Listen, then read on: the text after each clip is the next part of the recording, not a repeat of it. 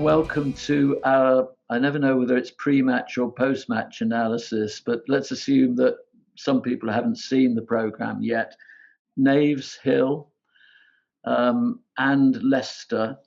And one of the things I was most impressed with at the start really was that the way we'd used a local group's field walking results, which produced all sorts of things. Did that give you a sense of this is a good start to the project?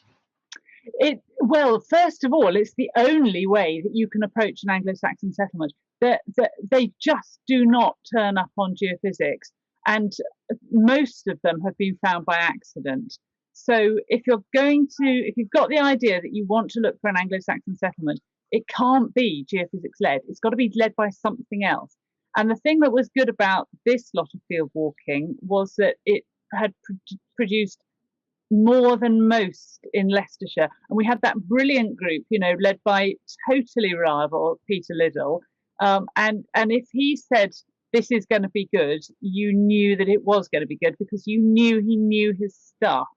So the funny thing all the way through is you have to remember all the way through while you're watching it, that that the amount of pottery it produced in the field walking was a lot. It looks like we found a small minor settlement, but actually we only tickled the sides. There's a lot of pottery from it. Yeah, very nice to have Peter Liddell there, and we're hoping to talk to him later on next week and see what's happened to the site.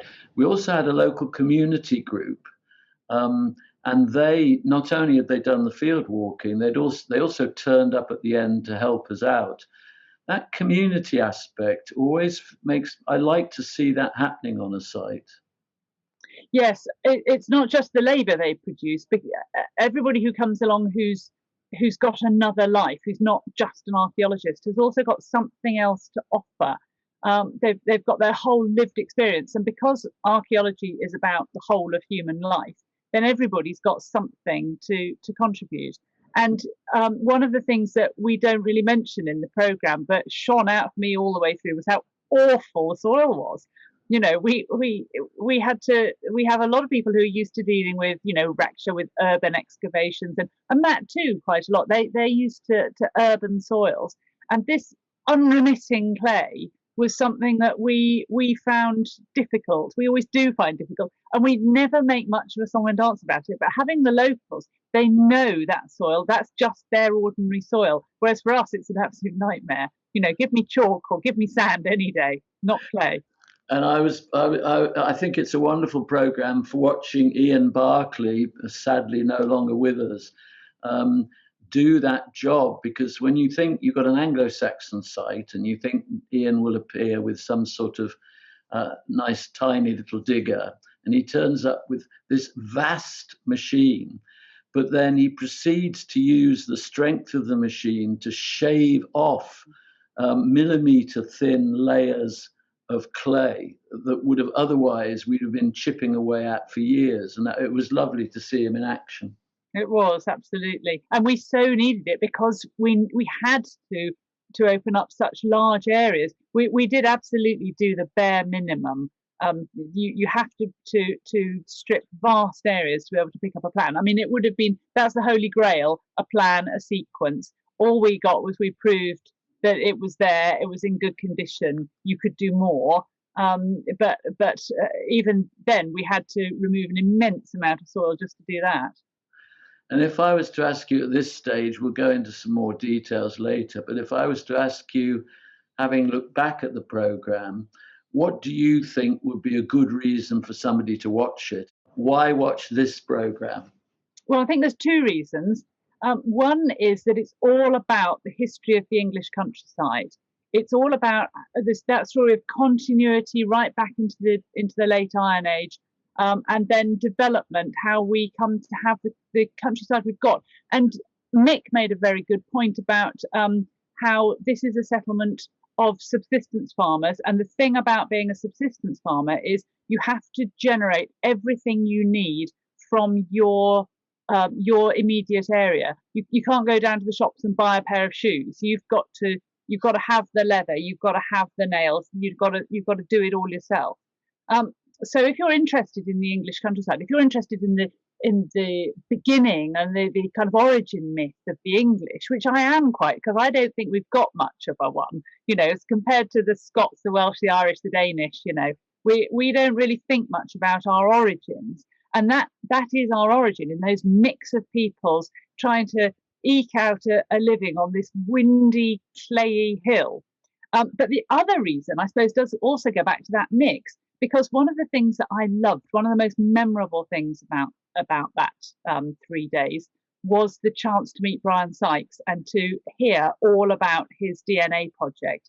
Because I don't know if you remember, but the incident room and the kitchen, and so lunch and that kind of thing, were absolutely miles away. So we were Land Rovered to and fro, and there were drawbacks to that. The integration wasn't very good, but it meant that every so often I got Brian Sykes as a captive in a Land Rover, and I could ask him all these questions.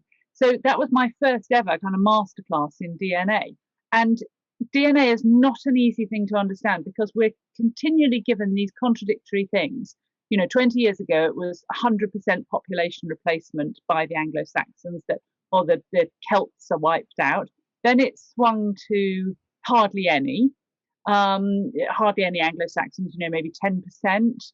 And now it's swinging back the other way. And what you need to know is why.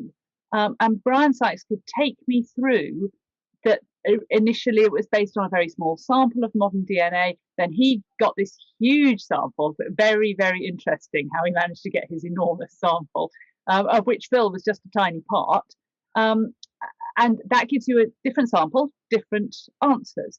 And now we've got the ancient DNA, but we're only looking at ancient DNA from particular places. And in fact, we're only looking at it from identified early Anglo-Saxon cemeteries, because we know the dates, we know who these people are. And unsurprisingly, that's giving us another picture. None of them in isolation are right. You've got to blend them all. Brilliant. So that's a good reason to watch it. When I look back on it, I thought, of course, we had Paul Blinkhorn there, the wonderful Paul Blinkhorn, able to ID that pottery for us.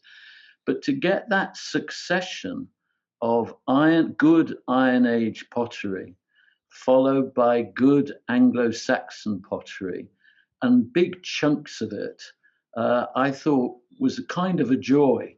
I know Tony at one point held up a tiny bit of pottery that I think Rakshar had turned up at first in her trench, and didn't show very much. But in general, the pottery returns we had from that place were fantastic, and, as you were saying, in sequence. Yes. Now, I do wonder, I don't know if I'm right, but I do wonder if it's something to do with living on that clay soil. They've got very good pottery. And I think somebody, either Paul or Peter Liddell, said the pottery here is different. It's hard, it's strong. We can find it, we can recognize it. And that makes such a massive difference, because really the only other thing that, in the absence of pottery, the only other things we had were really that bone needle, which, because it was found in a post hole, it was dated by the post hole as much as it dated the post hole. And without the pottery, we'd have been absolutely sunk. And so in places, Mick, I think, was saying some places don't appear to have any pottery at this stage. Now, I've never really understood whether that's actually true, or whether the pottery they've got is so awful that it doesn't survive. Because how can you live without pottery? How do you cook? How do you store anything? I mean, wooden barrels and things will go so far with storage, but they won't keep things particularly dry. But cooking, you cannot cook without pottery, if you ask me. As we got through it, the second lovely thing that we had the different kinds of pottery, and Paul there to date it for us and things. We had Jackie McKinley, which was a joy to have Jackie working on site with us. But the other thing that turned up as a standard thing that you hope for is post holes. And not only post holes which line up, but post holes that turn a right angle. And Tony proceeded to annoy Mick and Phil with the idea that maybe it was just a fence.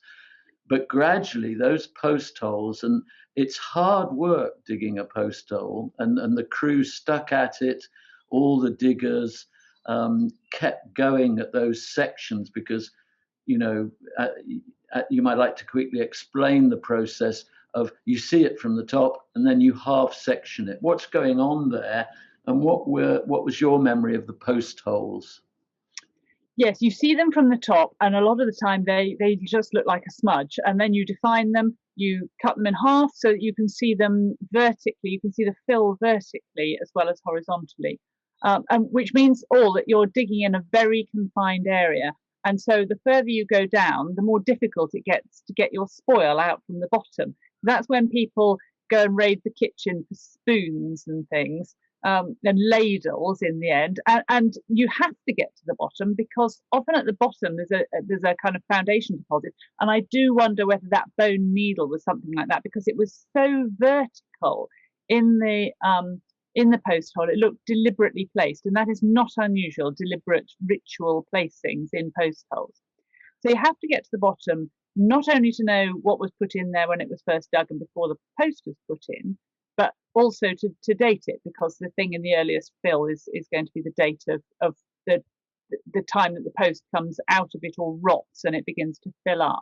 So for dating reasons, you've got to get to the bottom.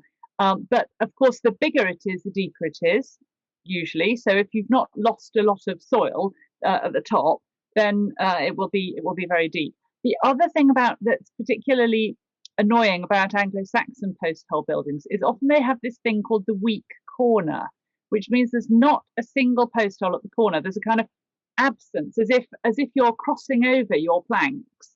So you don't want a post hole at the corner, which means that if you've only got part of the plan of the building, not having that place where it turns can be really difficult. You have to have more to work out where you're building, which of your post holes was your building. And I loved the fact that gradually Phil got more and more certain that he'd got a structure. By the end, Rayzan was able to structure that whole building on his computers. How rare is it to find an Anglo-Saxon hall like that? Well, actually, oddly, it's much commoner to find what you call the grub hut, or to be a bit more pedantic, I'd call it a sunken featured building. Grub hut's a bit slangy, but there you go. So it's much more common to find those because they show up on aerial photographs quite well. They do occasionally show up in geophysics. And the difficult thing about that is that we don't really know what superstructure they had over the top. They're very difficult, very controversial buildings, but we've got a lot of them. You tend to have more of them on any one particular settlement site. The post hole buildings are so hard to find because you need to open these large areas. You've got to be able to see every post hole at once, really. Whereas you can find a corner of a sunken featured building and know what you've got. So they're rare. They're rarely seen, and when they're seen, they're not always recognised.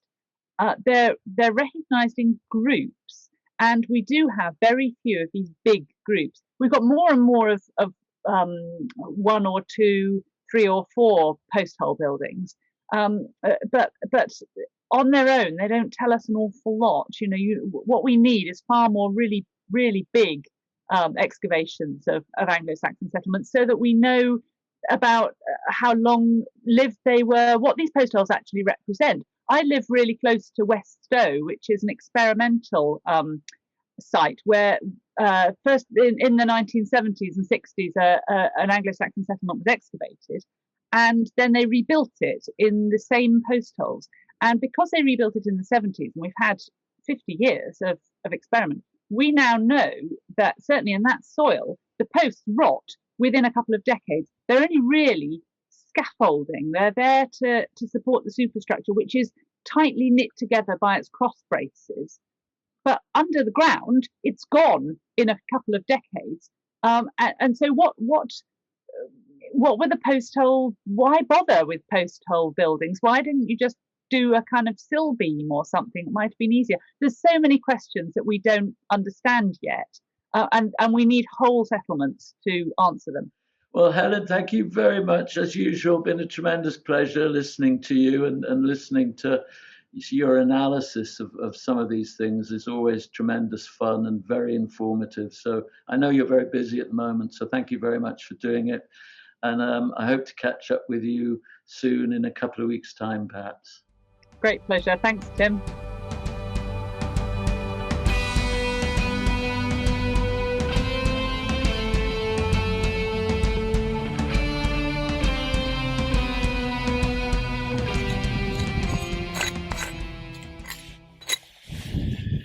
We can't do any of this work without you, so please subscribe, back us on Patreon, and make sure that Time Team comes back again.